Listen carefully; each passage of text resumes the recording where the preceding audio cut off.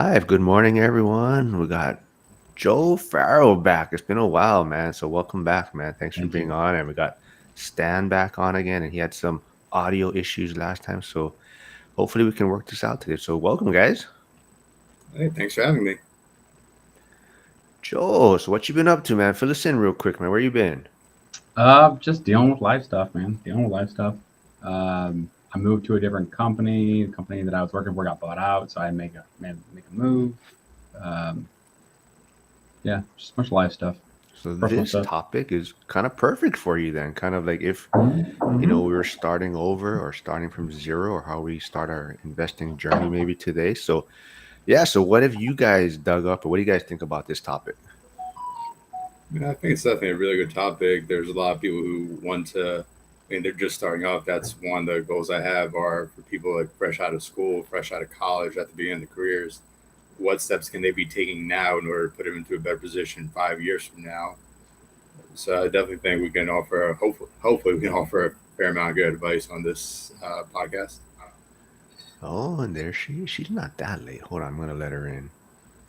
Oh, it's been a while for her too. Hi guys. What So up? hi, welcome back. Thank you. All right, Sorry, fill us I in real couldn't get quick into though. my Where account have for you some been? reason. Where have you been? What? Fill us in real quick. Fill us in real quick. Where have you been and what have you been up to? I was in Alaska for a little while. Just totally went offline too. I had my phone, but I wasn't really using it and just was enjoying the nature and the mountains and hiking and Nice. What part of Alaska? I flew into Anchorage and then I went down to Homer. Okay. Yeah, I was over that area for work about 2 years ago. Flew to Anchorage, then took a seaplane across the Kenai Peninsula. Didn't get to do any exploring. I was purely there for work, but the entire area is absolutely gorgeous. Nice. Yeah. It is so beautiful. The mountains, like the views are just incredible. Everywhere you look, you're just like, oh my God, it's all so big. I agree. I was hoping to You see didn't Northern happen to Lights while I run was into up there, but Hyder, I had did you? zero luck. You didn't see Did Hyder by any chance, did you? no Hider. Hider wasn't there. He's way out there. Um, but did you go in the summertime or the winter time? It was October, so Oh, transitioning into winter.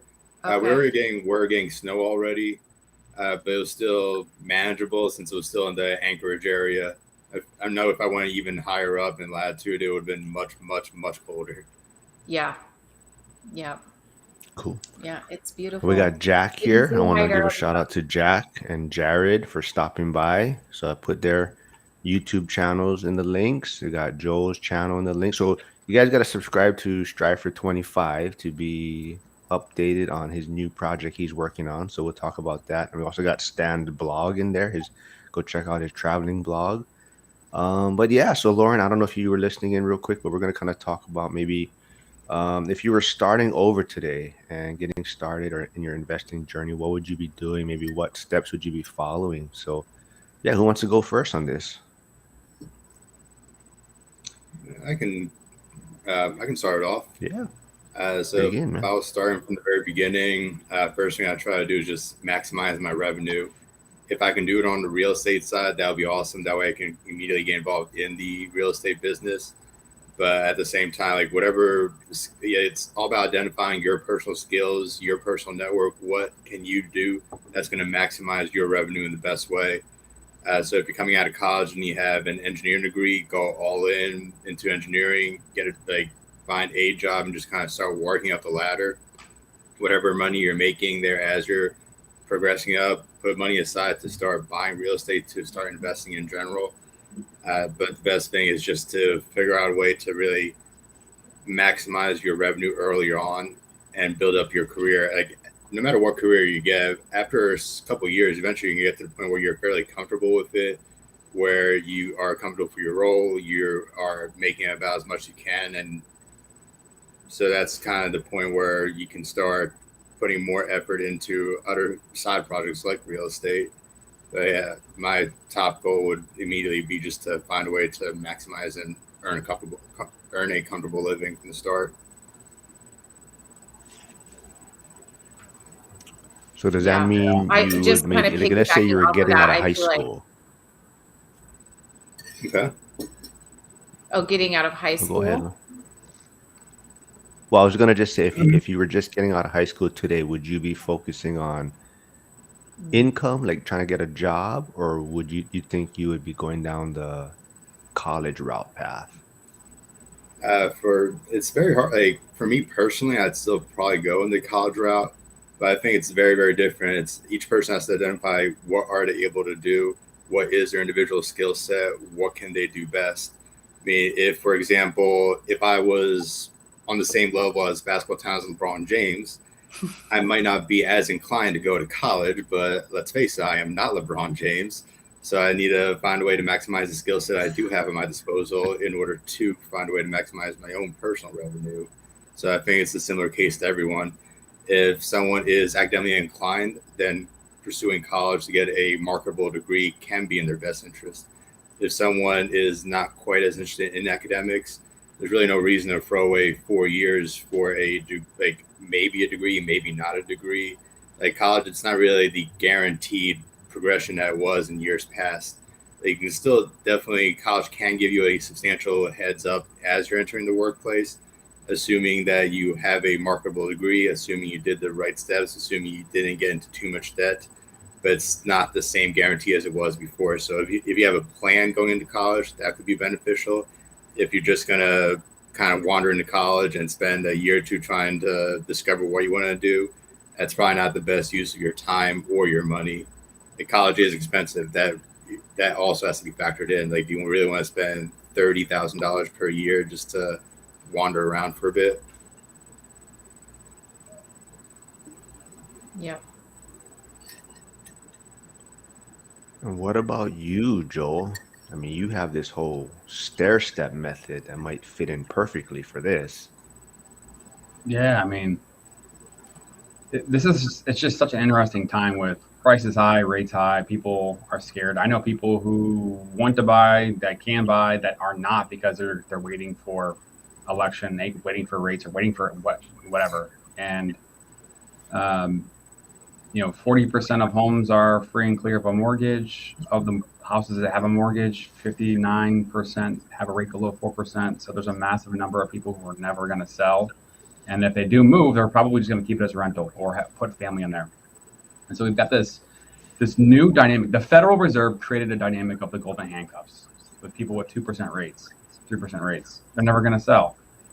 So housing not catching up, the new construction of residential homes not catching up. So you got this macro level trend that's happening that's unprecedented in my opinion. So what is somebody that's 25 or 22 or 18? How do they do? What do they do? Because the natural progression from this point is the couple generations, Gen Z and beyond, even younger millennials, are not going to be able to purchase homes. And we look at it from a large scale. The average age of a first-time home buyer is 36 now. It used to be 28 before COVID. So a lot of pressure on people becoming renters. And so because there's more renters out there, if you're 22 and you've got your credit built up and you've got a couple of year history of some work history and then you get a degree, you could buy a house for 200K. And I know people who are doing it. And if you get a 2-bed, 1-bath condo and you rent out the other place room, or you get a 3-bed, 2-bed house and rent out 2 rooms, there's a large subset of people that you can you can find to rent. And if you can cover the majority of your payment with house hacking in that regard, and that's a massive win. And we talk about this all the time on this channel, getting into the game. 150, 200, whatever, just getting in the game. It changes the way you look at finances and life and what's important.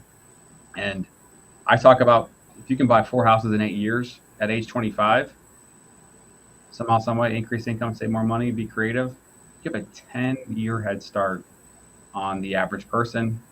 And the math, compounding, all that stuff matters, but it's a mindset too. And obviously it depends on what market you're in, right? I mean, if you're in California, it's much more challenging than if you're in the Midwest or Southeast.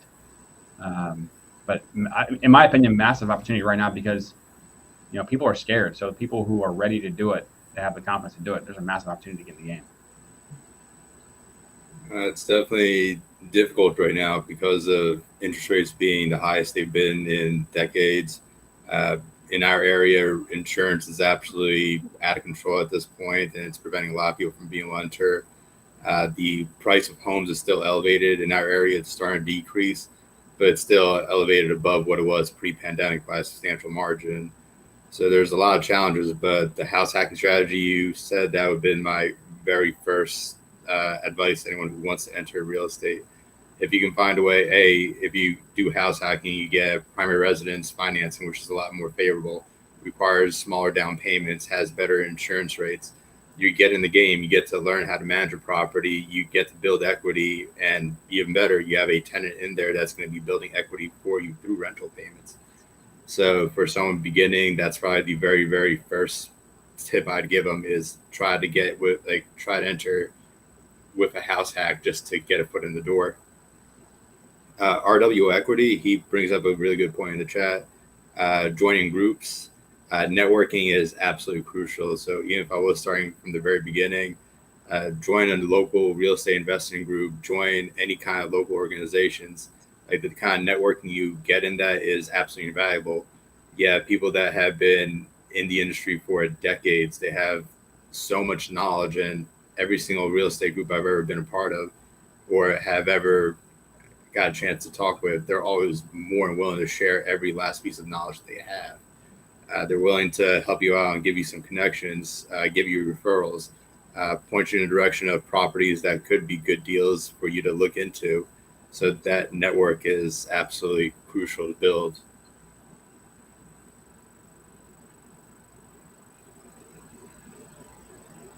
We have Hugo here. Stay Winning is here. Thanks for stopping by. And he says he should be back on X within 48 hours. So Woo! we'll see, man. I don't know what happened, but I see you on Threads quite a bit now. So I know you're trying to do some more stuff over there. So go check him out. Go check out his YouTube channel. Um, yeah, I think that's where I'm kind of torn a little bit as far as he put something here, but I'm kind of torn like as far as like if I was getting out of high school today, what direction would I take? I think, the house hack you mentioned is a great way to start. And I think that's why I almost feel like I would lean towards getting a job and getting that income on my tax return for 2 years to really help me get into a house hack. And unless you can find someone that's going to co-sign for you, but I mean, I think that would be what I would focus on is straight out of high school, get that job, get that 2 years tax return so I can take to a lender, help me get a house hack, get started, and then like trade school or go to college. But definitely getting into a house hack, I think, puts you that much further ahead.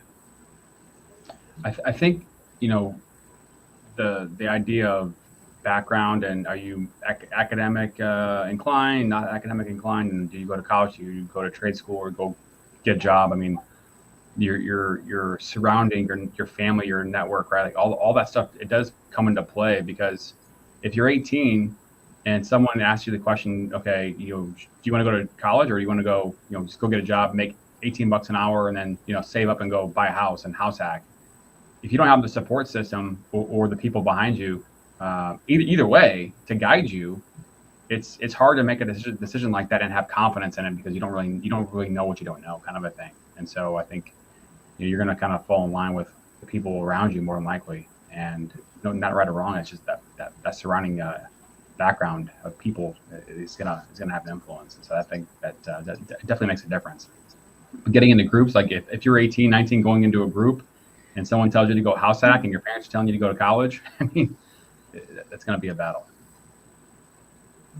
Yeah, I definitely think that there's so many different pathways to really build up. You mentioned college, you mentioned trade school, and if you just get a job at fast food or Walmart, it's entry level, but you can still work your way up from there. Just because you start as a cashier doesn't mean you have to stay as a cashier. Like, get an entry level job and just start doing what you can to move your way up the corporate ladder. So there's multiple pathways as long as you have a plan. That's really the most important thing. Like, have a plan. If you want to go to college, know what degree you want, know what career you want after you graduate. And even though in those 4 years, don't focus on just your academics. focus on job fairs, focus on trying to get internships, focus on trying to get a foot in the door while you're still in college to get into that career path. During those 4 years, you have all the time in the world. Like if you already start putting the foundation in place to already have a job lined up as soon as you graduate, that's going to give you a substantial advantage, as opposed to I know many people where they didn't start applying for jobs until their very last semester in college, and by that point they have less options. They're more like rightfully are fearful of it as well because they know that hey, you're a few months away from graduating, and that means a few months after that it's time to start paying back the student loans. So at that point you're don't have as much freedom to make the best choice. You just are kind of forced a lot of times you're forced into simply getting the first job available just to be able to pay back your student loans. But if you start applying, start interviewing, say sophomore year, junior year, there's a much bigger runway to give yourself a little bit of wiggle room to pick something that would be better ideal for you.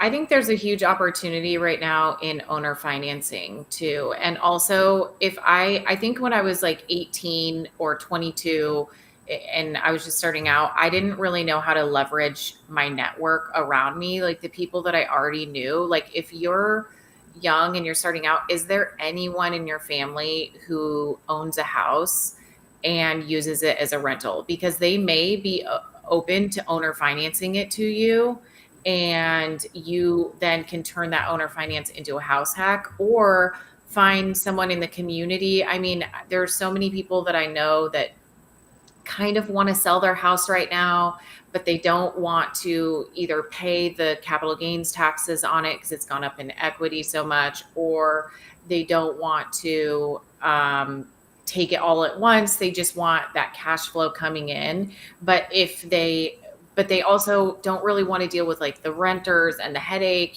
Maybe they're like already retired. There's so much opportunity to be a trusted person. And if you're really responsible and you can communicate like, hey, I know I'm young, I'm 18 or I'm 19 years old, but I am really responsible and this is my goal. I think that there is a lot of opportunity to get an owner financing situation and be that trusted renter. And that person's going to be able to make income off of you for the next 20 plus years. But you have to, I think that comes back to like going to networking groups. If you don't know how to do that, if you're like, oh, how would I owner finance? Go to your meetups and your real estate and get that knowledge because somebody there has probably done it before. And I think even before, I know we're talking about people that are just graduating high school, but even taking a step back, even before you graduate high school, I think there's a lot of steps you can take to really put yourself in a better position.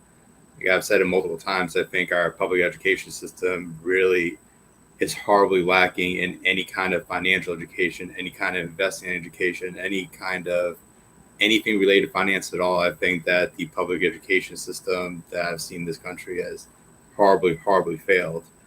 Yeah. So just getting ahead of it and start reading books, start finding ways to educate yourself on financing so that you do have a substantial heads up in financial education compared to other people graduating high school. Just having that bare and basic knowledge of like what really is a credit card, what really is debt, like how can you actually leverage it, how do you start a business, how like different business systems, how do they actually work? There's I've never been in any class in high school or even college where they even talked about even bare basic business systems. It wasn't until I got to started taking classes from our MBA where we still actually started diving into that topic. I think simply knowing things as basic as the difference between retail and wholesaling, like stuff as basic as that, if people aren't exposed to it, they don't even know how to begin a business or how a business is operating. Yeah. Yeah, that's such a good point. The financial education and keeping yourself from doing the things that actually set most people back. Like you're actually ahead by having zero debt and being at 18 years old. There's a lot of people that make mistakes and rack up credit card debt or buy new cars, and they have to dig themselves out of that hole before they can even save up for their first home. So I feel like when you're young, you're at like a net zero. It's actually, you're ahead of the people that have racked up that debt. Oh, absolutely. Yeah, To especially on. answer RWO equity, if I was young and I was starting a business, I would 100% do a whole eBay business where I go like thrift things and sell it on eBay. But that's just me because you have to know, like, what are you into? If you're like a sneakerhead or you're into trading cards or whatever, I think it's a great way that you could utilize what your most abundant resource when you're young, which is time, and be able to go thrift things, find things for cheap and sell them on eBay. And I would start like a store. I actually was doing an eBay store during the pandemic, and it turned out pretty good. I was buying up trading cards during the pandemic. Trading cards were going up in value, so I was buying up a whole bunch of cards. I was probably buying them for between $5 and $10 each. I was getting them professionally graded for about $10 to $20 each. So all in, I was probably $20 to $30 per card, but they were selling on eBay for over 100 plus per card during that. So it was just, I, it was a nice way to get a little extra revenue, especially when I was stuck in the house with nothing to do during the pandemic. Yeah. And when I you're would young, start the that's next so much money. Crocs. I would find out to come up with the next Croc. You know, I saw somebody post the reason Crocs have holes in them is to let your dignity out. I was pissed. So accurate. What do you mean? Yeah. Well, anyway, where did it go? I did want to touch on Jack's. And this is actually a really great point, right? Because we're talking about like housing or real estate and what we would do, but realistically, I mean, we're like 10, 20 years since graduating high school in a sense, right? I mean, we weren't thinking about those things back then also, right? So it's kind of like right now we're sitting back talking about like, yeah, I would do this, I would do that. And it's like, actually at that time we're like trying to just figure out where's the next party we're gonna go to or what we're gonna have fun, right? So I think that's super important to remember. Like if I was, just like I said, just getting out of high school, I think it's really like we're talking about same thing. We go back to who you're surrounding yourself with, or even just having like a mentor at that age, right? Seeing someone ahead of you, what they're doing. But also like, just understanding the power of house hacking or getting into the trades or doing something that a skill set that you can have with you for life. So I think that's a great perspective from Jack, what he commented about. Yeah, I agree. You- I do think that's where like the eBay stores and stuff could come in handy because at that age you don't care about houses, but I think you do care about like kind of cool things and like collector things, or like if you're a girl, you care about like clothes, and you could go to the thrift store and find the brands that are cool and popular and that are going to sell. So I think you can use that like youth and the cool factor of being young to work in your benefit and just start learning about like financial education and how to make money that isn't connected directly to you working a certain number of hours. I mean, you say eBay, I mean, but like it's Amazon, it's Yeah. TikTok Shop now. Like there's so many more options out there in that world of online arbitrage. And Yes. I'm seeing people do it, of all ages, really. It's kind of crazy. Yeah. And I'm using eBay as an overarching for all of those things. I mean, there's a million. For us, TikTok our Shop probably boomer audience to understand it. What? For our boomer audience to understand it. Exactly. Yeah, definitely you put up a really good point. I mean, I remember when I was just graduating high school, it's just like you said, the last thing I had on my mind was buying a house. The last thing I had on my mind was learning about financing. I entered college. I mean, I focused completely on my education, so I definitely did not do all the stuff that I'm advising now. I did well in my classes. I got good grades. I got a decent job after college. But during college itself, it's like I was either in class or I was out socializing. So I was joining some clubs, but it was clubs I was enjoying. Like I joined the rugby team, I joined the fraternity. I wasn't really joining anything that was like Future Business Owners of America, or I wasn't doing anything to really educate myself more on college. And by the time I graduated, I had a lot of debt. Like I graduated in 2004, and I racked up just shy of $70,000 in student loan debt. At the time, that was definitely pretty far up there. And as far as total debt, I was able to pay it off within 5 years, so I was able to dig myself out of the hole. But if I You paid it off in 5 years? Yeah. How much? 70,000. How many houses could you have house hacked with that 70,000? I could have house hacked quite a few houses if I had that 70,000. That's another conversation, right? Like, So I agree. There was a lot of stuff I would have done different. When I moved from college down to Louisiana, my first apartment, it was definitely a much nicer apartment than I could afford it, but it was definitely, I could have easily downgraded a little bit and gone for cheaper. I could have house hacked, like you said, instead of renting for 5 years. I could have avoided taking off that kind of debt to begin with in college. So there was a lot of things I could have done different that probably would have put me further ahead now. But that's why I'm kind of one of the reasons I'm doing these kind of podcasts is, okay, I've learned my lessons. Now let's see if I can kind of convince other people to not make the same mistakes I've made. Yeah. Yeah. I have a niece who's going into her senior year. And, when I think about the things that she like cares about, really the goal is to just get her to understand like spending and not wanting to spend all your money on acquiring stuff, like clothes and makeup and shoes. And if you're a boy, I don't know, maybe it's like sneakers and Video but games. video games. Yeah. And it's like at that age, you just have to learn how to like control your impulses. Like that's what you should be focusing on. Like control your impulses and don't just impulse buy everything, and just see if you can save up a little bit of money and not buy things that you don't need. but that's one of the things that I talk about, right?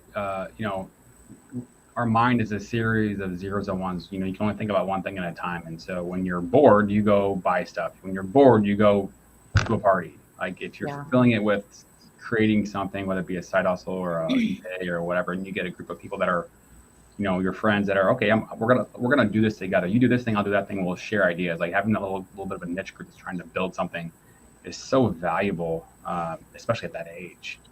Yeah. And that just like continues to echo through age, I feel like, because I have friends that are still struggling with that. They're still using their credit cards irresponsibly. They're still going shopping when they shouldn't be and going out to expensive dinners, and they still don't own a house. And it's directly correlated to the fact that they cannot get a handle on their impulse spending. During the early years, one of the things that always got me in trouble for impulse spending, I was spending 2-3 weeks at a time offshore on rigs. A lot of times there was not much going on, so Amazon became a good friend. So 2 or 3 weeks working offshore, then I finally get back home, and there's just like a pile of boxes in front of my door, and I'm sitting there going, what did I order? I don't remember any of this. It's like there's a lot of impulse spending. And Troy, he was asking how I paid off that debt in 5 years. When I first got the job, it was entry level, but it was still it was average pay at the time. So it was nothing special, but it was enough. But I spent the next couple of years just working my way up the corporate ladder. My first responsibilities when I first showed up was I was given a cloth bag and a metal spoon. My job was to go to one part of the rig and scoop a few rocks with that spoon into the bag, and then bring it back to where it needs to go. So it was about as entry level as possible. Like very little responsibility, very hard to mess up, but it was a way for me to get my foot in the door. And then I just progressively kept moving my way up in the company. And each time I moved up in the company, I was putting a lot of work. Like I had no social life then. It was just 5 years of working my way up. But every single time I worked my way up and I got a additional pay increase, I never adjusted my lifestyle. It's, oh, now I'm making an extra $20,000 a year. That extra $20,000 went right into my student loans to pay that off. didn't get a nicer house. I didn't buy a nicer car. Like I'm literally still driving the same 2004 Subaru Impreza that I bought right out of college 15 years ago. It still works, so I'm not complaining about it. But that was one of the things I tried to avoid. Is I tried to avoid lifestyle creep as much as I could. And every single time I got additional money, it was just all going towards paying off debt at the time. So Lauren, Trade Better asks if you will flip horses, or would you flip horses? I don't think I have the skills to flip horses. You have to like train them and make them better. I don't think I could do that. Or you could start your tortoise catching business. That's right. I mean, that's the other thing. When you're young, there's all these random little side hustles that you can get into and that you're able to do. When you're young, you have lots of energy and you're fine being outside and you're strong. Like take advantage of that and get some sort of like physical job that will keep you active and give you, sometimes they pay a little better than the like entry level retail or something like that. That is one advantage that people do have nowadays. People always kind of point back, oh, you had all these advantages from 20 years ago, like housing prices were cheaper, interests were cheaper. But at the same time, there's so many opportunities that are overlooked now because we've become so accustomed to it. We don't realize how big advantage they are. Things like being able to create your own social media channel and then monetize that. That didn't exist 20 years ago. eBay was around, but it wasn't what it was now 20 years ago. Just the power of the internet, power of social media. There's been so many new avenues that opened up with that can produce side hustles or can produce additional revenue.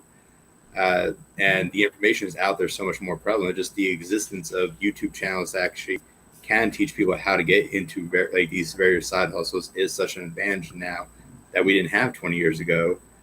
20 years ago, like I can't even think of where I could have gone to learn about business. Like I'd have to probably go to the local library and start hoping I find a good book.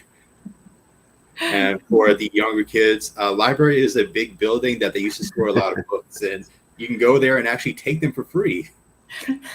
Yeah. But you have to bring them back. Jen, thanks for stopping by. We got to get you back on. You're a hit when you were on last with the couples one. But she says, such a good conversation. Should have, could have, would have. Have so many regrets. And she's been working on a time machine. She says that she hasn't been successful. But yeah, I mean, we're all there, right? We're all kind of like looking back at what we do differently. But I think that's like, I think Lauren, you were kind of touching on it. And I forgot where I saw it, but it's kind of a quote about like, the young wolf has to take care of the old one day because the old wolf won't have that energy or have that same fire, right? So it's kind of like when you're younger, you have all this energy and you have time on your hand in a sense, right? So take advantage of that at that time so you have a better future, right? Yeah. Not And only to energy, but go ahead. Oh, I was just gonna say, can you answer her question? Like, how did you get over like the fear or the regret? The like. I have a short memory. I do. I mean, I just move on to the next thing. That's just how I am. So yes, I am. For me, getting over that, it's purely about focusing on the future. It's like, yeah, I could sit here and go, wow, it would have been nice if I had that $70,000 back so I can purchase additional real estate. Or I could focus it instead, have the mindset of, okay, I'm here now. What can I do to make sure I have that $70,000 available to me in 5 years from now? Like learn from the mistakes I did in the past and then focus on what I can do to not repeat the same mistakes and kind of get to the point where I'm better off in the future. Having that future mentality, I think, is absolutely crucial, where you need to have a plan in your head, know what you want to do, what you want to accomplish in the 5 to 10 year from now mark, and just make the steps you need to get to that point. Like no matter what, 5 or 10 years is going to pass. Like we have no ability to stop time. 10 years will pass. It's just a matter of where do you want to be 10 years from now. If you want to be in the same spot you are now, then yeah, just keep doing the same habits, keep doing the same day-to-day activities you are now. If you're not happy where you are now, change up your habits, change up your activities, and in 10 years, you will likely be in a much different spot than you are right now. Yeah, I don't know how old, Jen, you are, but I think the best way to get over regret is to hang out with people who are older than you are and I realize feel that insulted now. what, I feel insulted now. Is that why you come on these hanging out with things? these old fogies, I feel young. No, I mean people in their like 60s and 70s. Joel, you okay? Joel, Joel looks pissed. I was waiting for it. No, I just mean in their like elderly people, because I think you can spend time, I spend time with my mom's friends and they're in their like mid 60s and they're like, wow, I wish I had done what you did, because I have no retirement plan or something. So I think hanging out with people that are like 20 years older than you can make you realize like, oh, I really have a lot of time. Because I think we feel old whenever we get to whatever age we are. It's the oldest we've ever been. So inevitably people are just getting younger and you just feel older all the time.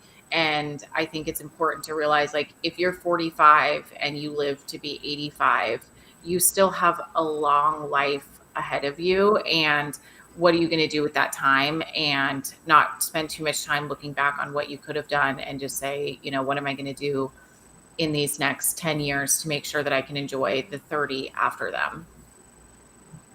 I definitely agree with that. Talking to people that are older is a huge, huge benefit. I mean, think about it this way for a different perspective. Imagine you get to talk to a 20-year younger version of yourself. Like, I remember what I was like 20 years ago, and it was not a pretty picture. So I know that there's a lot I've learned in the last 20 years. And back then, 20 years ago, I thought I knew it all. Clearly, I was mistaken.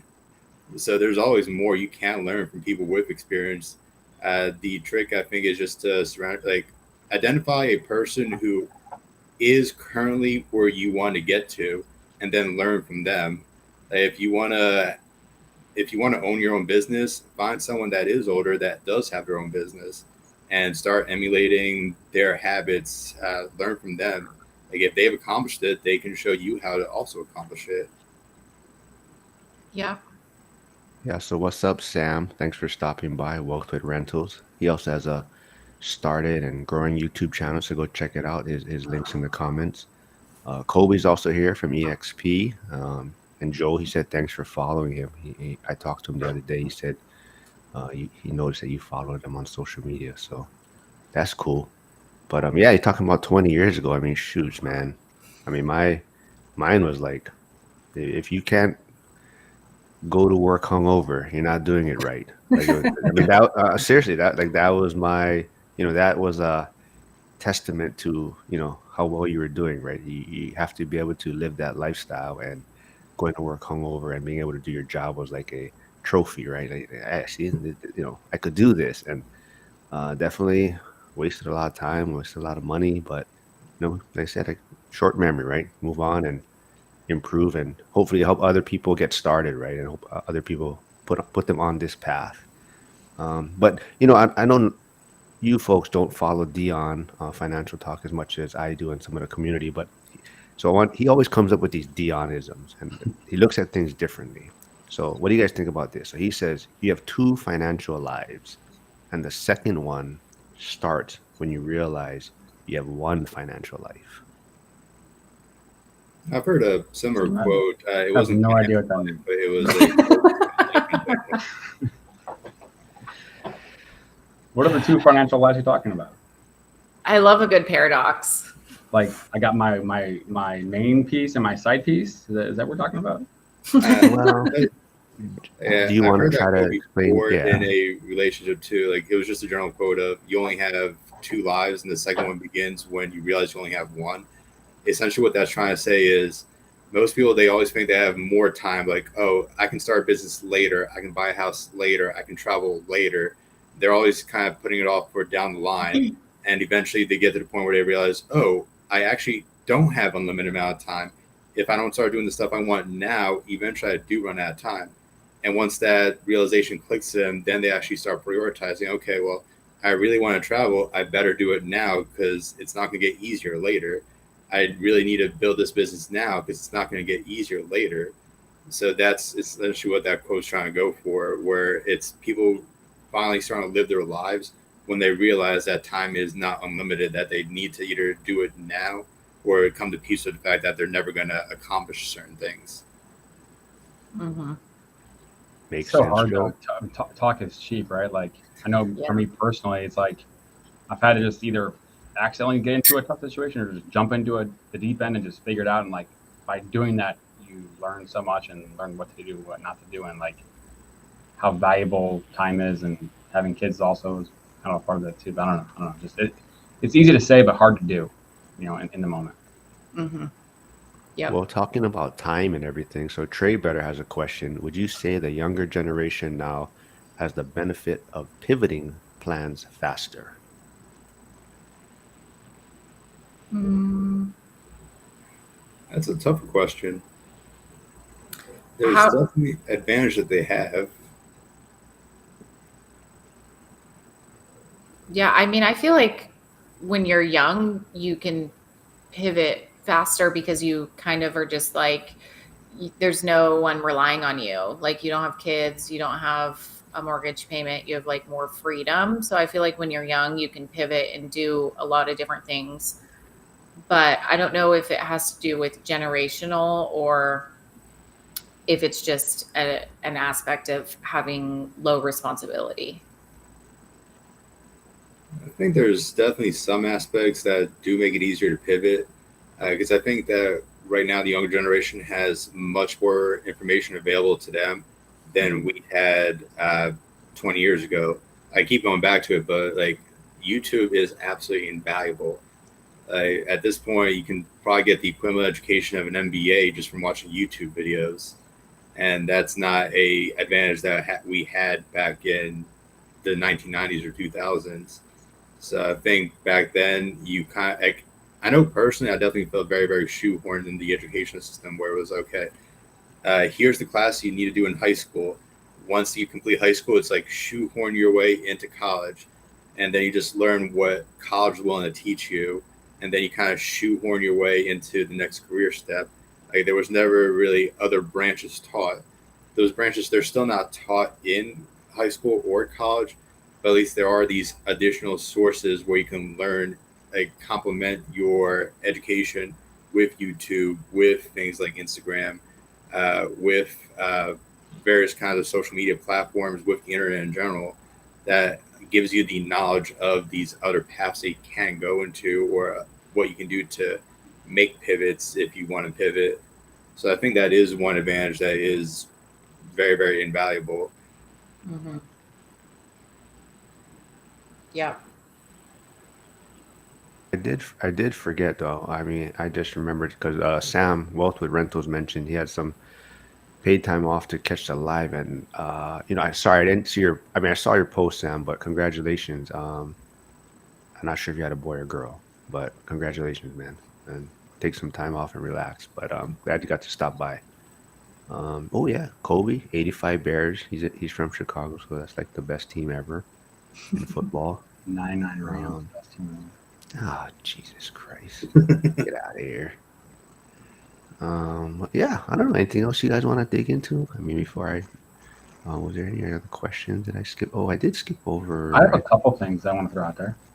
Okay. Yeah, go ahead, man. There are a couple comments about trades and, with technology, AI, all the, like a lot of jobs are going to be, replaced by certain technologies. And one thing that's never going to go away is those trades, HVAC, roofing, all that stuff. So, I mean, I think those jobs they're making more money today than they were 10 years ago.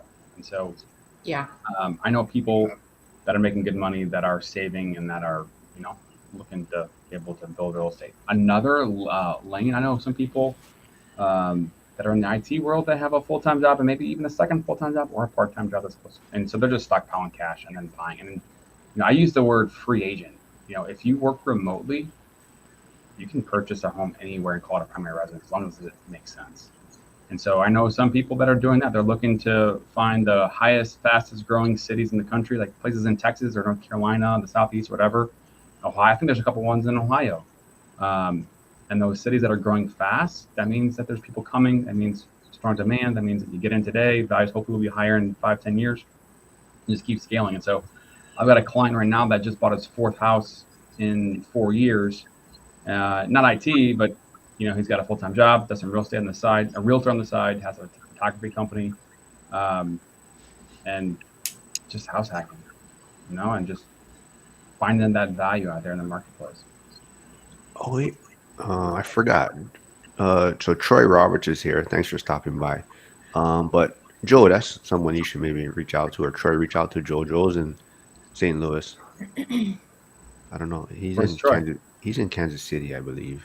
Okay, Not sure. Yeah, exactly where, but cool. he says his wife and I bought our first house 2015 for 198K. In 2019, we sold it for 485. Wow. We paid off 70K in student loan debt, 40K credit card, medical, and autos. The power of buying a home is huge. Yeah. Yeah. I think the last couple of years, real estate has really, really taken off in terms of price, and I think that is a very, very substantial obstacle. I know there's still people saying that there is going to be a price correction. I personally still don't see a price correction, not to the level that people are hoping for, at least. Uh, it's as much people want to say that housing right now is overvalued. I think that's the incorrect perspective. It's not that the house is increasing in value that much; it's that the money we have has lost that much value. Like inflation has absolutely whittled away at the purchasing power of the dollar. So it's not that your house may not be worth twice as much. It's just a case of your money's worth half as much. So the price that we're looking now in housing, that is current fair market value. As bad as it is, unfortunately, wages have not been able to keep up. They have not gone up with inflation as much as housing prices. But based on construction is still not where it needs to be. There's still a very large imbalance in needs versus wants. Like there's still a very large imbalance between people who want to buy and people who are willing to sell. So until construction is able to add more to the market, or until there's some kind of supply of housing that comes from somewhere to balance out that imbalance, then I just can't see a substantial drop in market value of housing, at least not on a national level. In some regions that have been overdeveloped in the last couple of years, then maybe, but I just don't see a nationwide housing price correction. Yeah, I put a post out a couple of days ago, kind of talking about that same thing about the median housing stuff. Like when I bought my first house in 2009, the median, I didn't realize it, but I bought a house for 230, and the median house price was 220. The median income was, I think, 64,000.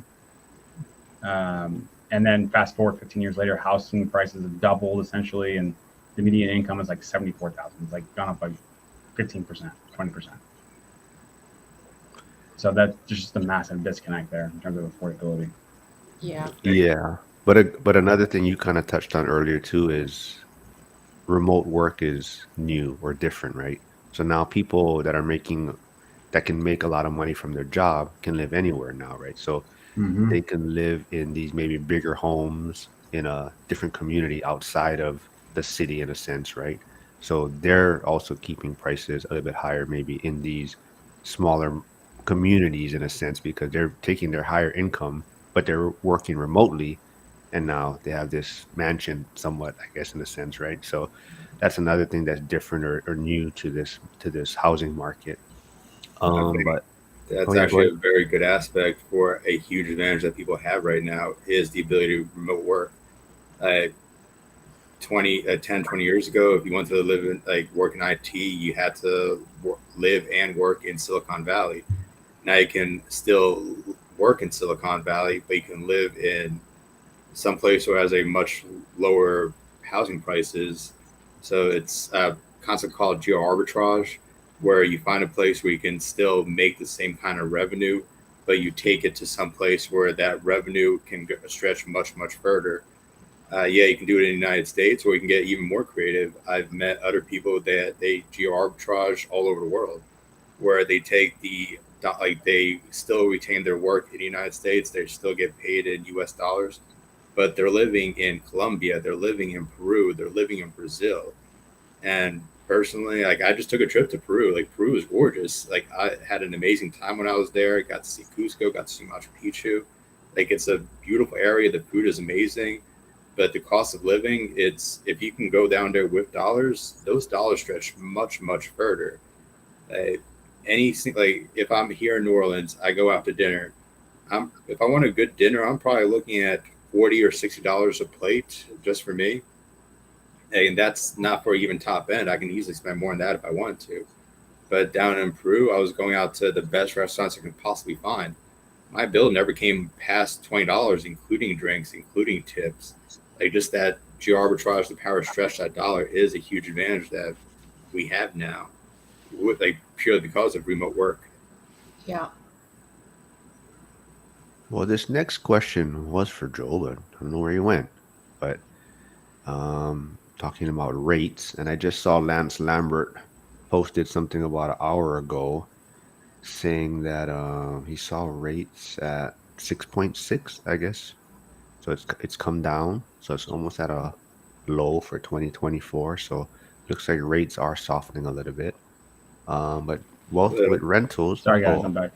oh, are you able to someone? Yeah. I mean, like in a lot of in certain markets, you have some flexibility with sellers providing some concessions towards closing costs or price and whatnot. And so, a lot of first-time home buyers that I'm seeing we're doing FHA, and right in this moment, we're getting rates under 6, with a point, a little over a point, maybe 2 points depending on the credit scores.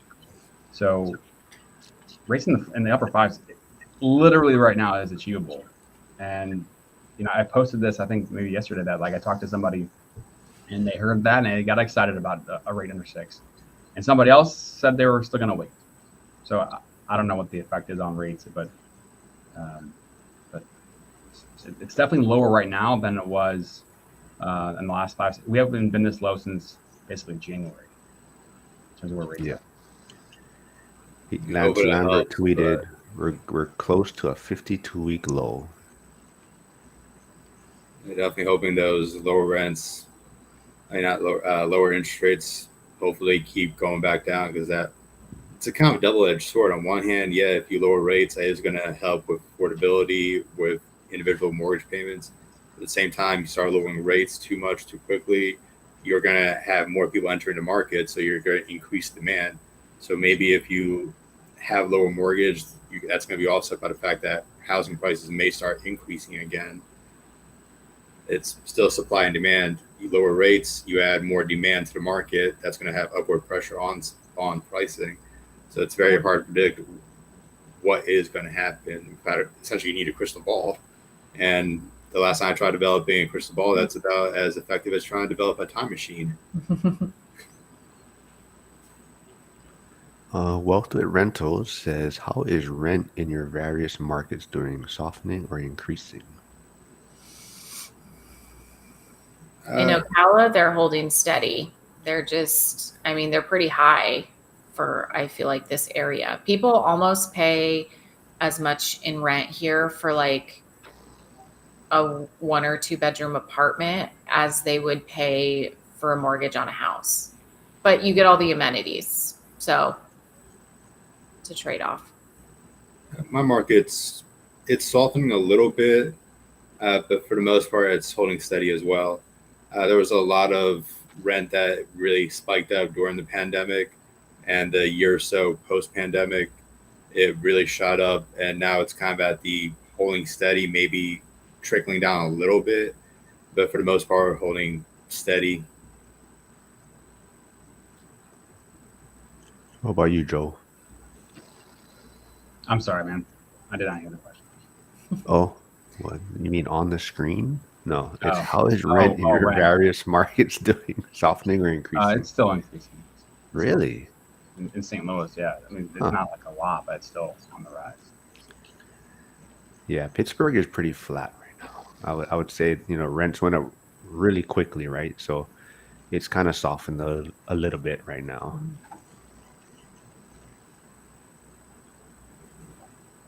Sorry, I'm just trying to. I think there has been increased construction in like one of the markets I'm in, Lafayette, Louisiana. There have been a few new apartment complexes that have been built in the last 2 3 years, so that's helped with the rental price there, where it's provided a little bit of more of a cushion and more relief by adding more supply to the market. In New Orleans, there's just it depends on like at that point it's like a neighborhood to neighborhood like issue where in some areas there's no space to build more houses, so there's no way to add additional supply to the market. So in those areas that still have high demand and no way to put more supply to the market, then I'm still seeing substantial like growing rent in those specific neighborhoods. In other neighborhoods where the demand's starting to go down a little bit, it's more of a softening rent. Yeah, I think, like you're talking about building, and the market just got really saturated really quickly in Pittsburgh. So right now, yeah, rents are pretty flat. So it's almost like, just trying to hold on to your tenant is probably a, is a better idea than trying to, get $50 more a month or whatnot, right? So If you have good avoiding tenants, those I always turnover. encourage to hold on to tenants. Yeah. Well, sometimes people are like, oh, I'm just going to increase it $25 or $50, and you're not really paying attention to what's going on to other rentals or other areas, and then it's like, oh, Yeah, so yeah, it's always a good idea to try if you know that the market rate's going up, kind of increase a little bit each year. Like it's better to do a 25 $50 increase per year rather than trying to do like a 300 increase all at once because you're trying to speed up to market price, because that's not going to be effective for you. It's not really fair for the tenants. It's a lot easier to swallow 20 to 25, like 25 $50 at a time per year increase than having that giant sudden wall up after 4 or 5 years. Hmm. see, Uh, it's just yeah, yeah, Trey just Better feeling 99. and He was asking if I looked into student housing in Lafayette. I don't do student housing in Lafayette just because the properties we own there aren't really close enough to University of Lafayette to do student housing. However, I am doing student housing here in New Orleans. The house I'm in, we're very, very close to both Loyola and Tulane. So the majority of our long-term tenants have been students that go to those colleges. And for me personally, student housing has worked out exceptionally great. I think I've got a little more advantage on my part because like Tulane. It's primarily pre-law. It's primarily like law students, graduate students. So they're older. They're purely focused on academics. They're very well behaved. They take care of the property. So I think I'd have a different opinion if I'm say renting out to undergraduates who want to have parties all the time, like I did back in the day. Like I was a horrible tenant when I was in college. I'll flat admit it. I was a very, very, very bad tenant. So luckily, I haven't had anyone quite like me that I've had to rent out to so far. But student housing has been a good source of steady tenants coming in. It's a perfect example of like your network also for like college students. Like reach out to your landlord. Obviously, they have properties. Like your students, if they were interested in real estate investing, could be like, man, I don't know anyone who does it or who could mentor me. And you're a perfect example of that. Like, your student tenants could be reaching out to you. that's funny you mentioned that. One of my friends, when he was in college, I mean, they were in Oregon, I believe, but anyways, they had like 10 people living in one house, and then I guess they had to move, or some guys were moving out, so he had to move to a different house because they didn't have the same amount of people paying rent. And he went to the next location, and the same landlord came to pick up his rent, and he was just like, "What the hell? This guy has all." So, and that's what put him on the path to like kind of. I guess he started talking to the landlord, and realizing that yeah, this guy was doing this, to better his financial future. But like you're saying, right? Hopefully, just being a landlord too, you can help others. And oh, there he is. Hyder's back, everyone. So he's back from Alaska. We missed him. joining in on all the lives and helping. So welcome back, man. Hi there. I just got back from Alaska. You missed it. I didn't see you there. I looked all over Homer. And now I want to go back to Alaska. Let's see. Jen says going to meetups are important. You don't know who you'll meet. A mentor, a partner, so many possibilities. Yeah. Yeah, that's Those what are I not strongly easy. agree with. It's so much easier to find networking meetups now. Like, yeah, websites like meetup.com, Facebook groups, Facebook events. Like, there's so many places to just market and find people with similar interests that you can go meet up and learn from one another. OnlyFans. I mean, no, but even like Zoom calls, right? There's so much more opportunities to connect with different people in different areas. So yeah. Mhm. But yeah, so Joel, talking about starting over and what you would do, but you keep tagging me in all these reels and posts you're putting out there. So Am what I is this am new I tagging project you? you're working Oh, on? And please explain it to me a little bit better. Like what are you coming out with? yeah. I mean, long story short, right? Like about 7 years ago, this idea of putting out content or putting out something to be able to help somebody, the next generation or whatever, because I felt like from where I was in my seat over maybe 10 years, I was able to scale and build a portfolio just from the ground up. I didn't have a mentor, just kind of just figured it out on my own. And what can I pass on to the people below me? And at that time, it's like, okay, yeah, real estate is a tool, saving money, automating savings, focusing on the process, focusing on the vision, blah, blah, blah, blah. But at the end of the day, I felt like the project was hollow. I didn't feel like I had enough substance to be able to back what I wanted to be able to do with it. And then fast forward a few years, and I started this podcast, and I started more social media, and I started seeing this whole new creator world of people doing things to generate income, whether it be affiliate marketing or building a brand or drop shipping or eBay or rescuing tortoises or copywriting, all these different things. I'm like, okay, if I could tell my 25-year-old self something, what I did to be able to generate more savings was I worked more because I was in a commission job. I just worked more, and I was able to save money because of that. Not everybody is in that kind of a job. So fast forward to this project, it's okay. What can the everyday person do to be able to generate more income? So we're chronicling 100 stories of different niches and side businesses and side hustles of ways that people are generating more income. And then we're asking each of the guests to provide a 1 or 2 page guide to help somebody provide that kind of blueprint. And then we're going to be housing these guides in a school community, and it's going to be free.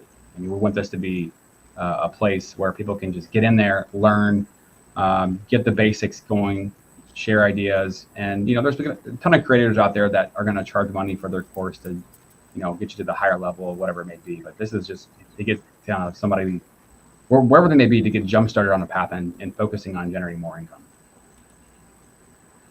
All right, so I put your YouTube channel in here. Is that where they're supposed to subscribe?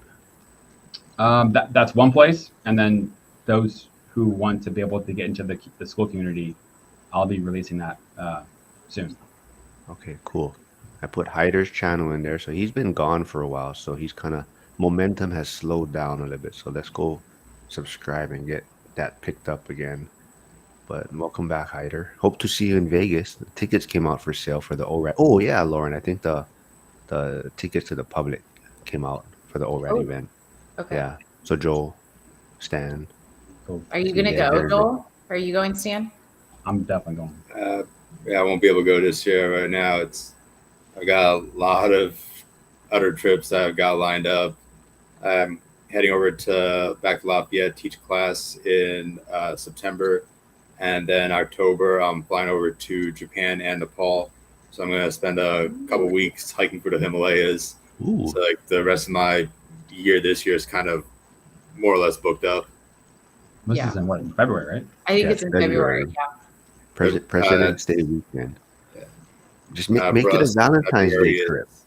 is It's Valentine's Day weekend Valentine's. that weekend. So make it a Okay. Valentine's in Vegas. For us, February is Mardi Gras for us. So that's our Oh, by far the biggest. Like that's our busy season. The Airbnb we have, it's already completely booked up for all of February. I'm looking forward to, like, in New Orleans. We got lucky this year. 2025 we got lucky. We have the Sugar Bowl. Right after Sugar Bowl, we have the Super Bowl here in New Orleans. Right after Super Bowl, we have Mardi Gras. So it's just like we were getting booking after booking after booking the entire February. So Wow. it's gonna be a fun time in the city. I'm looking forward to every aspect of it, like being here in person for all these like fun events. Nice. Well, I'll see you there, Joel. I'm definitely gonna go. Is Sierra gonna go? Do you know? No comment. Oh. I don't know. You gotta ask her. I Okay. know she's planning on it, but I'm not sure what her plans are. Okay. Yeah, you I can. just need to know if I should get her the roller skate Crocs to roll around in. Ooh. Well, I'm sure someone else can wear it. If not, Joel, you better have your Crocs ready for Vegas. By that time, I think I'll be rolling out some Stripe 25 Crocs. Ooh. Custom. Well, I know Sierra is working on gibbets because we've been talking about Crocs so much. She is supposed to have some gibbets or for us to check out, so we'll see how that comes out. But Gosh, yeah, everybody's traveling. Hyder's going to Turkey and with George. That's gonna be a lot of fun. It's gonna be fun. oh wow, is that for Hyder? Is that for a speaking? Is George Gammon speaking there, or he's just traveling, vacationing? Probably both, so you can write it off. I'm sure 5 weeks there should be some time to see the country while you're there, if you are going on a business trip. Yeah. Hopefully. Oh no, 5 weeks away. Yeah. Oh, whoops. Sorry about that. Oh, Hyder, how's your event plan coming up for Gary, Indiana? I know you're working on something that you're trying to set up out there. Is that all up and running, ready to go? If you're still there, you can put something in the chat. But yeah, I love doing all. I'm glad got Lauren back on. Joel, is you gonna be on regular again, or Mhm. you missing? Mhm. Okay. Yeah. My personal man. stuff, I think I'm at least for now kind of through some stuff. So you have one email now. Now that's the email for me to use. Mm-hmm. Okay. Because I was like, you have like 4 emails. I'm like, no, I don't know which one to send it to. And at one time I sent one to you, and your ex-boss or your boss replied back. Remember? Oh yeah. And he's like, Yeah. no, I'm not showing That up. was the other time. What? Who's responding to your email? I mean, I've been at 4 companies in like 4 months technically, because I was at Fairway for 7 years, and then I moved to a small company. Then 3 weeks ago, they got bought out by another big company, which I don't know about. So then I moved to another company that I know. So I technically 4 in like 4 months. I know. You're literally on a live, and you're like, we just got bought out. That's right. You messaged me in the chat. I gotta go. We just got bought out. I forgot about Okay. that. Oh my god, yeah. So his stuff has been delayed. Okay. Hyder was putting together something and been delayed. Looking at November now. Okay. Cool. I'm sure it'll be great, man. Trade better. Can't wait to meet everyone in Vegas. Yep. So One of these days, I'm definitely gonna try heading to Vegas for that. Well, he's It going always- to try and expand also. So he's going to try and have in other areas. Okay. Hopefully, that's the plan. Is it always in February? For the Vegas one, it's going to be. So I Okay. think he might be trying to set up one. What I think he likes is he likes having it kind of that same weekend, same venue, so that it's structured.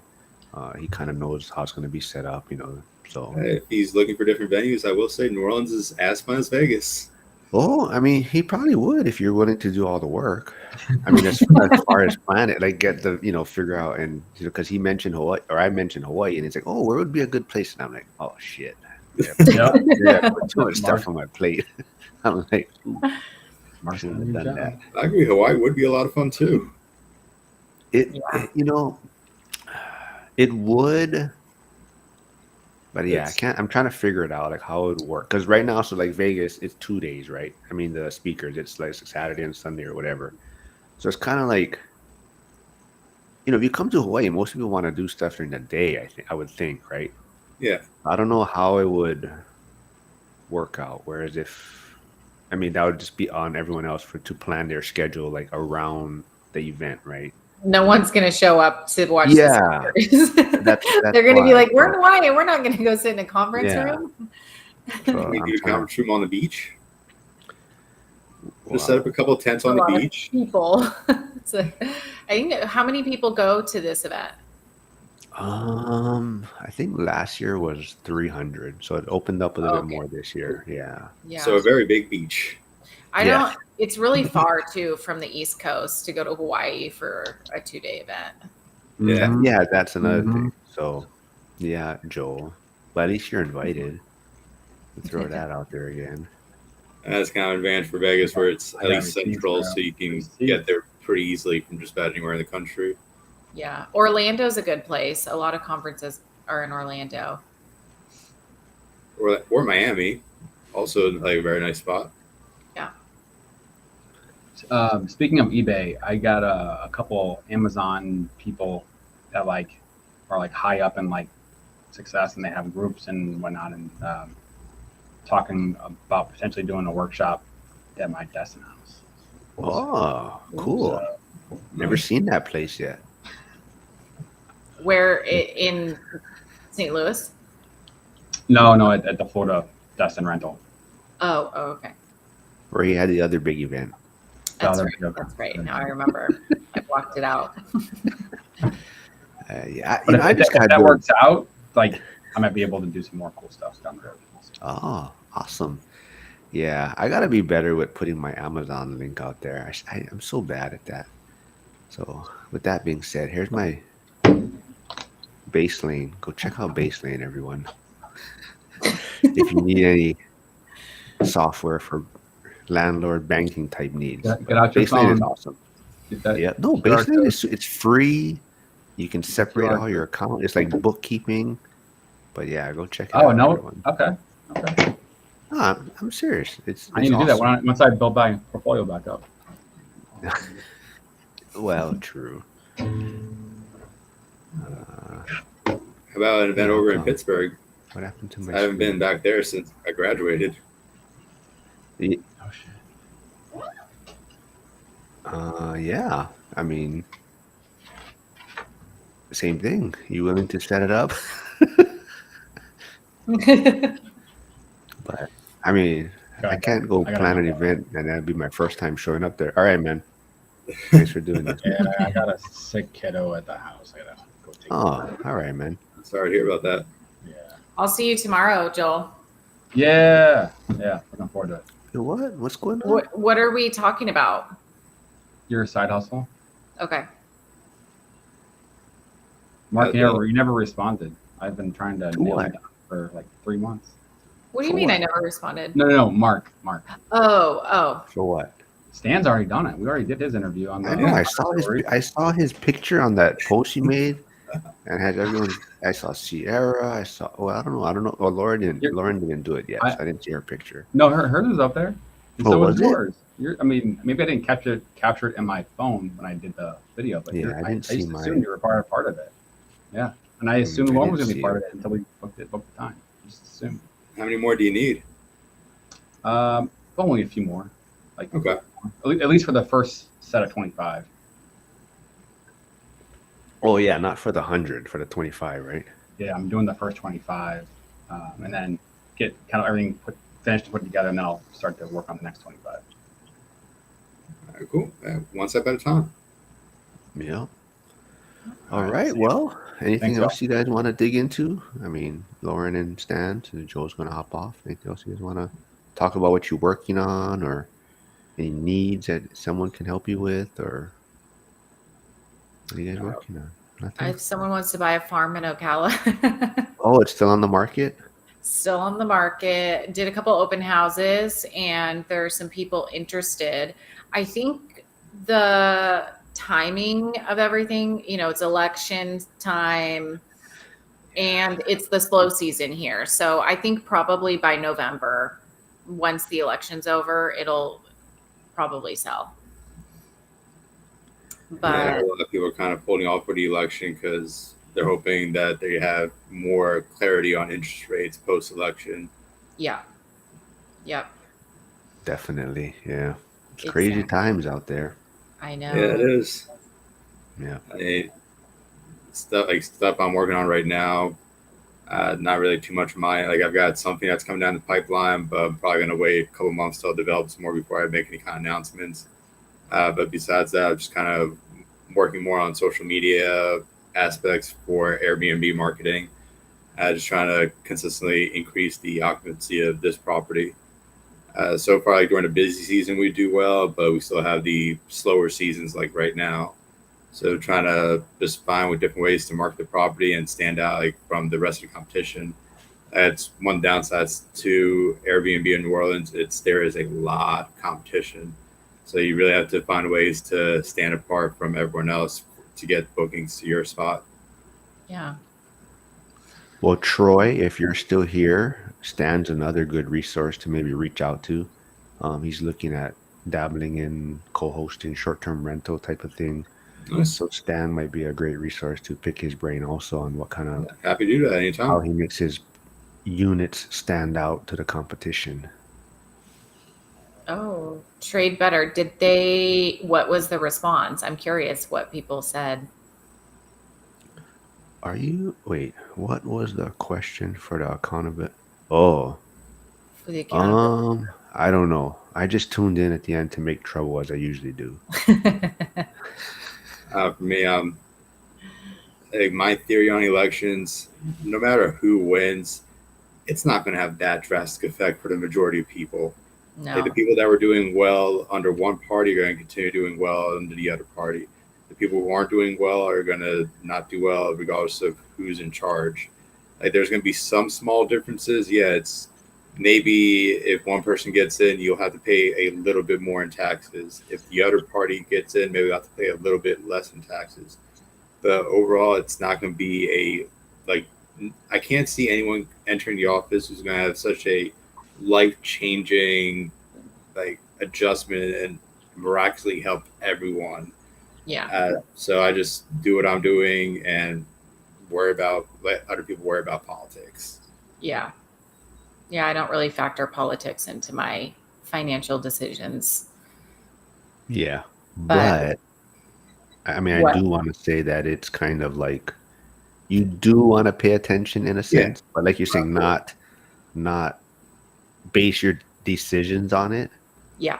yeah. But it's A good deal should be Be a good aware. deal yeah, regardless of who's in office. Yeah, And if it's that tight of a margin, it probably isn't a good deal. Like, if you can't buy it under this interest rate, they're not going to, no matter who's in office, they can't just drastically drop interest rates. That would create a whole frenzy, and that wouldn't be good for anyone over the long run, because that would just create more demand. So exactly. yeah, I don't think anything's gonna happen too drastic. I am paying attention to, especially on the real estate side, what kind of policies do they have right now that can be affecting real estate. One of the policies that I've seen recently that was announced was I don't think it's going to pass anywhere in the Senate or Congress, but they were talking about a nationwide rental cap. Uh, Personally, I think that's a horrible idea. I don't see that passing. Yeah, I That don't see it feels passing, like and I don't think it's going to be a good un-American. idea to do anyway. Yeah. Like, there's a rental cap in a lot of spots in New York City that hasn't helped them. There's been a rental cap in a lot of spots in California that hasn't helped them. Well, Uh, there's like rent controlled yeah, places with, I used to live in Aspen, and that was very rent controlled. And there was a lottery system for if you live there, but it was like 2 or 3 apartment buildings. The majority of the housing is not rent controlled. And it worked. It was a nice option to have for people who really wanted to live there, because you had to live there for like 5 years in order to even apply. And that was a great option for them, but I can't see a rent control working as like a federal policy. yeah. I think it's a great, talking point, right? I'm sure every election season it probably mhm. comes up. But Hyder also comments, basically he sees higher for longer, or he thinks higher for longer, but the yield curve seems uninverted. Wait, yeah, but the yield curve seems to want to uninvert also. Yeah, it's weird out there right now. Yeah. But I think it goes back to, I don't know, we talked about it a few weeks ago. I don't know if you guys shoot, what's her name? She's like on social media and she came out with a book.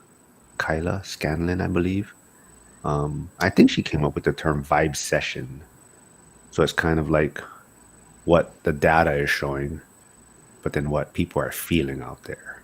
So people, they're making the numbers look a certain way. Or, I don't want to say making, Yeah. but the data that comes out a lot of times is looking like the economy is fairly strong, but people are feeling it differently, right? Like, Yeah. gas prices or cost of goods at the supermarket and things like housing prices, right? So it's a different feel out there.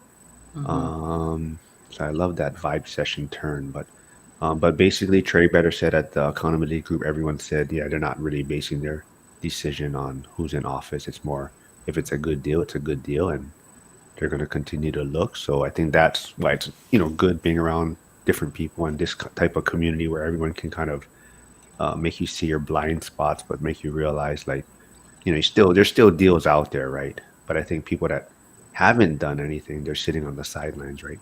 They're listening to all the doomers out there. But Stan Troy also mentions, what's the best way to get in touch with you? Oh, Instagram is probably the easiest way to reach me. I'm pretty active and responsive on there. It's Stan Gins under slash photos. Again, I can right here in the chat. Oh, you got it. If not, I'll just share it. I have all you guys' stuff here to share easily. So here's Stan's thing, his Instagram. But yeah, I mean, this was always fun. Glad to have you back, Lauren.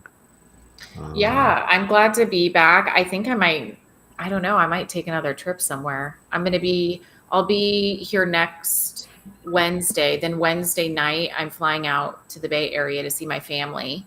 Nice. Oh, nice.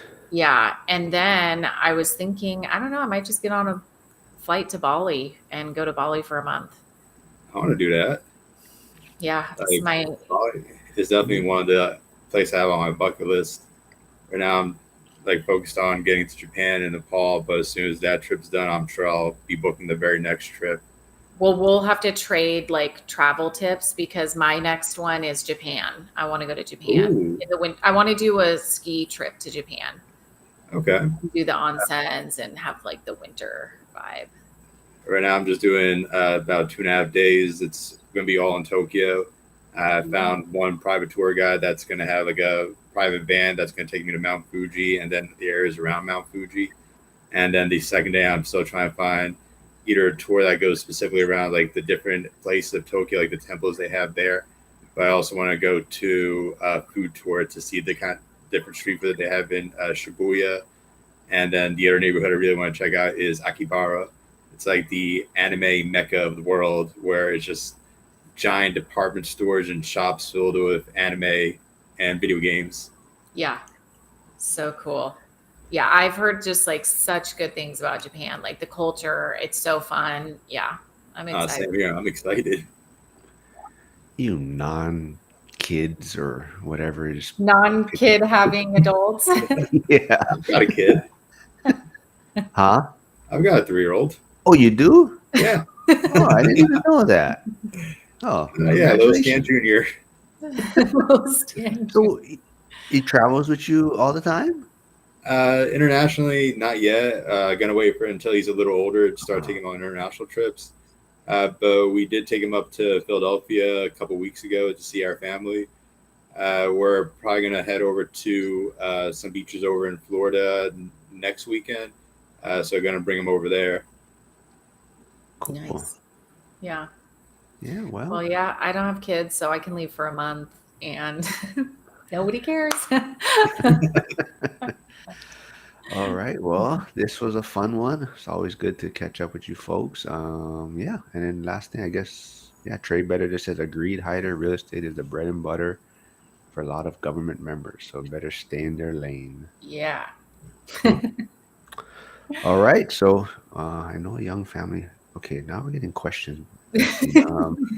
This I turned know, into a young. travel channel. I know. Hey, I can whatever, talk man. about Whatever. travel nonstop. Yeah. Trade Better says make sure you buy discount game systems. That's what I'll be looking at, Akibara. Ah. And then next time North Island in Japan, Trade Better says. Okay.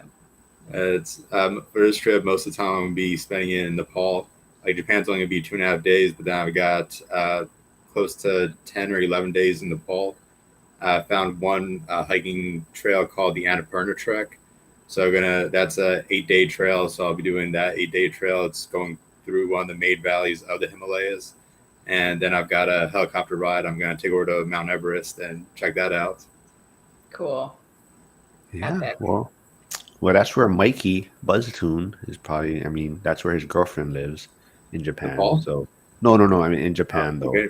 Oh, So that nice. I mean, he's probably that's kind of where his financial freedom numbers are coming from, like the cost Okay. of living there, and so he's basing it kind of on her lifestyle and what it costs to live there. So he doesn't think he's very far away because it's so much cheaper to live there, or especially or where she's living in Japan, I guess, in a sense.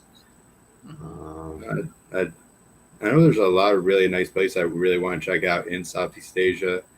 Bali's one of them. Also Thailand, Vietnam, Cambodia, the Philippines. Uh, it's very, very, very low cost of living over there. So that's a huge advantage. You can show up and hey, it's cheaper to go to areas like that. Yeah, you have the plane ticket, which is going to cost a lot of money for a plane ticket to go over there. But once you get there, it's the same lessons I learned in Peru. Like just having the dollar makes everything so much more affordable that the entire trip winds up being cheaper than going to Florida. Like if you go to Florida for a week, like I was looking at hotel prices for next weekend, like small town Destin, Florida, like the bare basic hotels are $150, $250 per night, and that's nothing fancy. That's just like the bare basic packages for hotels. Meanwhile, down in Cusco, I was staying in a converted governor's mansion in one of their very nice suites, and it was $80 a night. So it's just like that giant cost of living, and it really makes the entire trip far more affordable once you overcome that plane ticket. Yeah. Yep. That's why I'm going for a month. The longer you stay, the cheaper that plane ticket becomes. Absolutely. Mhm. You can easily find a good spot in Bali, like a high-end resort, and you can rent it out for $500 for a month, maybe $1,000 on the high end for a month. So compare that to anywhere in the United States, where $500 a month is not going to get you anything too nice. Over there, you're at a tropical resort with a pool right on the beach. Yeah. Yep. Yep. And then I guess Hyder says, I just realized I have only spent 2 summers with my son and none with my daughter. They're the best with few complaints. All right, everyone. All Well, right. thanks for doing this, you folks, and we'll Thanks for get having me. something set up. Yeah, man, we'll do this all the time.